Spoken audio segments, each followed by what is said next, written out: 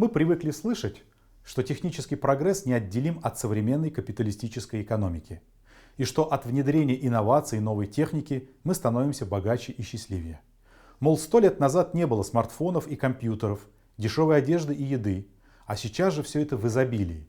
Попробуем разобраться, кого на самом деле обогащает технический прогресс, и возможно ли с его помощью обеспечить благосостояние всего общества. Для начала вспомним, что основной целью капитала является его бесконечное возрастание, которое обеспечивается производством прибавочной стоимости. Разумеется, перед капиталистом время от времени встает вопрос о способах увеличения массы прибавочной стоимости, что усиливало бы накопление капитала, а значит придавало бы капиталисту более устойчивые позиции в конкурентной борьбе. Маркс выделял два метода увеличения прибавочной стоимости – производство абсолютной и относительной прибавочной стоимости. Под первым подразумевается удлинение рабочего дня или рост интенсивности труда. То есть изменения происходят только на стороне затрат труда в физиологическом смысле. Допустим, рабочий день удлиняется с 10 до 12 часов. Теперь прибавочное рабочее время удлинится с 5 до 7 часов. Короче, этот метод усиления эксплуатации можно описать так. Либо работаешь дольше, либо больше и интенсивней в течение отведенной смены, но с сокращением времени для обеда из-за троих ранее сокращенных коллег. Без обид. Так нужно для капитала.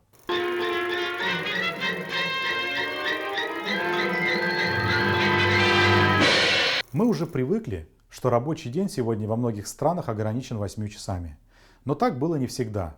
Такое сокращение стало возможным за счет острой борьбы за ограничение рабочего дня.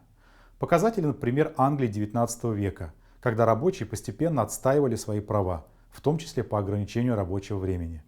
Сначала сокращения коснулись женщин и детей, а к началу XX века удалось добиться установления 12-часового дня для всех рабочих. Борьба за 8-часовой рабочий день была инициирована Первым интернационалом в 1866 году. Но такая продолжительность рабочего дня во многих капиталистических странах смогла установиться более чем через 50 лет. Разумеется, не без острой борьбы за свои права. Например, можно вспомнить массовую забастовку 1 мая 1886 года в Чикаго с требованием 8-часового рабочего дня и улучшения условий труда, которая была жестко подавлена, а активисты казнены. В конечном счете, капиталисты потеснились только после появления советской альтернативы, когда социалистические и коммунистические партии на Западе приобрели колоссальную мощь и влияние. Короче, угроза социалистических революций вынудила капиталистические страны в 1920-е годы пойти на уступки рабочему классу, в том числе ограничить рабочее время 8 часами. Теперь перейдем к рассмотрению второго способа производства прибавочной стоимости, к производству относительной прибавочной стоимости, которая осуществляется на основе повышения производительной силы труда. В результате этого уменьшается необходимое рабочее время, а прибавочное рабочее время возрастает при неизменном рабочем дне. Например, рабочий день равен 10 часам. Тогда при возрастании относительной прибавочной стоимости необходимое рабочее время будет уменьшаться, допустим, с 5 до 4. Тогда прибавочное время возрастет с 5 до 6 часов. Главная особенность производства относительной прибавочной стоимости состоит в том, что при этом рост прибыли обеспечивается за счет технического прогресса. В реальной экономике происходит переплетение двух методов производства прибавочной стоимости. Статистика по данным США показывает превалирование методов производства относительной прибавочной стоимости.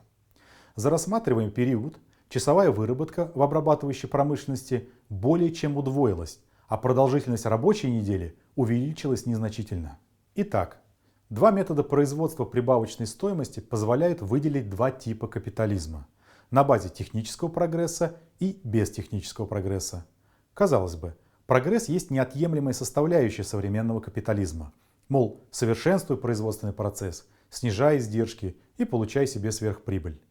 Однако внедрение всякого рода инноваций побуждает конкурентов применять такие же или подобные технологии, чтобы конкурировать на равных. В итоге общественная стоимость товаров будет снижаться. Для большинства людей такого рода конкуренция идет на пользу, так как товары становятся доступней, а жизнь комфортней. Но не бизнесу. Ведь инвестиции в новые технологии становятся обязательными, чтобы выжить, а окупиться они, как правило, не успевают. Капиталоотдача и рентабельность бизнеса снижаются. Рассмотрим теперь тип капитализма без технического прогресса. который характеризуется преимущественно на производстве абсолютной прибавочной стоимости. И рост прибыли обеспечивается здесь за счет увеличения продолжительности рабочего дня, возрастания интенсивности труда, понижения заработной платы и подобных методов. Можно подумать, что это не жизнеспособная модель капитализма, ведь как тогда конкурировать с современными технологическими компаниями? Оказывается, конкурировать и не нужно. И вот почему. Такой тип капитализма характерен для периферийных стран, где можно не считаться с правами рабочих, платить зарплату ниже стоимости рабочей силы, не обращать внимания на условия труда и так далее.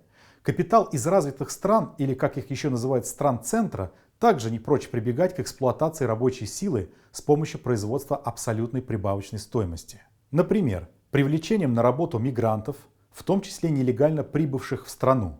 Ведь их можно эксплуатировать практически как рабов, заменяя ими практически любую технику. Рабочие в Амурской области разгромили офис компании, которая строит газоперерабатывающий завод для «Газпрома».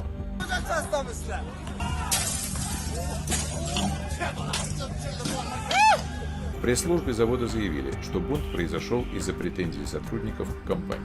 Но основные барыши крупный бизнес из развитых стран зарабатывает, конечно, не на мигрантах, а на правильно выстроенных глобальных цепочках стоимости, суть которых – выносить трудозатратное и экологически грязное производство в страны третьего мира.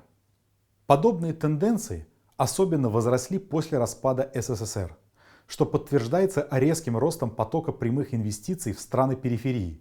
Объясняется этот процесс просто, так как расширение социализма было прекращено, национально-освободительные движения повержены, а значит исчезли риски национализации производств в ряде стран.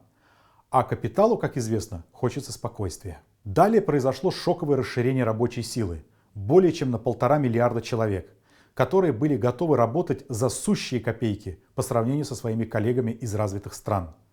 А технический прогресс дал возможность эффективно эксплуатировать дешевую рабочую силу на периферии капитализма. Следует заметить, что перемещения производств страны третьего мира не прошли незамеченными для трудящихся стран центра. Реальные заработные платы начали там снижаться, профсоюзы деградировать, а рабочий класс стал более сговорчивым. Ведь если что-то не устраивает, то не обязательно вести трудные переговоры и терпеть забастовки.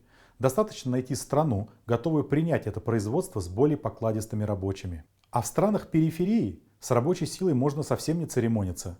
Главное подчинить местную элиту, короче, обратить ее в компрадорскую буржуазию, которая будет посредником в эксплуатации между глобальным капиталом и трудящимися из своих стран. Такую элиту совершенно не интересует, что их страны разоряются.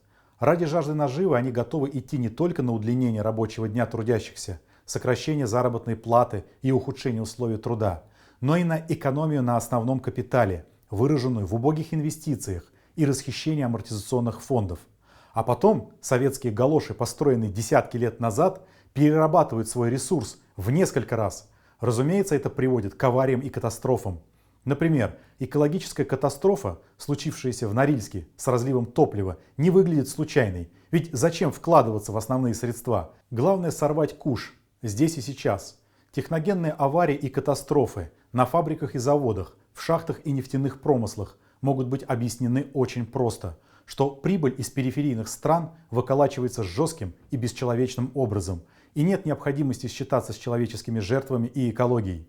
Пусть задыхается Красноярск, Омск, Челябинск, пусть горит тайга, скрывая незаконные вырубки, пусть загрязняются великие сибирские реки, по которой чистый дизель течет в океаны, уничтожая все на своем пути. Ведь главное, это все способствует накоплению капитала и техническому прогрессу в странах центра. Ничего личного, это просто бизнес.